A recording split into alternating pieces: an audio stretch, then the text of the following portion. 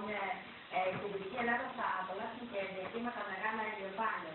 Όμως, στην Ανατολική και την Νότια Ελλάδα θα επιμείνουν οι ισχυρές τροχοπτώσεις, θα έχουμε χιόνια σε ορεινά και ημιορεινά κεντρικής και βόρειας Ελλάδας και βέβαια η δημοκρασία, και μιλάμε για βερεδές ώρες, δεν θα ξεπεράσουν στη Βόρεια Ελλάδα στους 7 βαθμούς, στην Αθήνα δεν θα ξεπεράσουν τους 10 βαθμούς, θα είναι μια πολύ κρύα μέρα η Πέμπτη, ενώ η Τετάρτη θα είναι με τις ισχυρότερες τροχοπτώσεις στην Αθήνα, η Πέμπτη θα είναι πιο κρύα.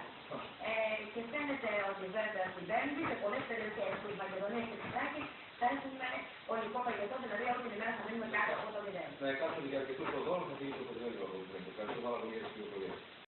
Τώρα και κύριοι να πάμε εκτός συνόρων και να συζητήσουμε από το δημοψήφισμα για το Σύνταγμα Συνέδριο, όπου υπάρχει διάσταση απόψεων για το αποτέλεσμα της πρώτης φάσης μεταξύ της κυβέρνησης και της αντιπολίτευσης. Κύριε εισαγωγή του πάντως συνοδεύτηκε από Βιτόρια σε διάφορες πόλεις.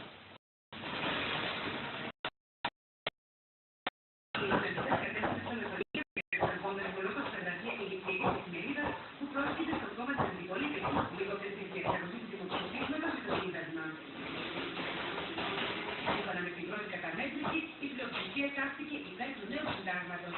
Η αντιπολίτευση έχει αντίθετη γνώμη, ενώ ο Ελβεραντέη δηλώνει ότι κλονίζονται τα θεμέλια του κράτους. Women are not concerned in this institution. Yes, even if it's low, the country is divided. Οχτώ οργανώσεις των ομάδων κάνουν λόγο για παρατυπίες κατά τη διάρκεια του δημοψηφίσματος.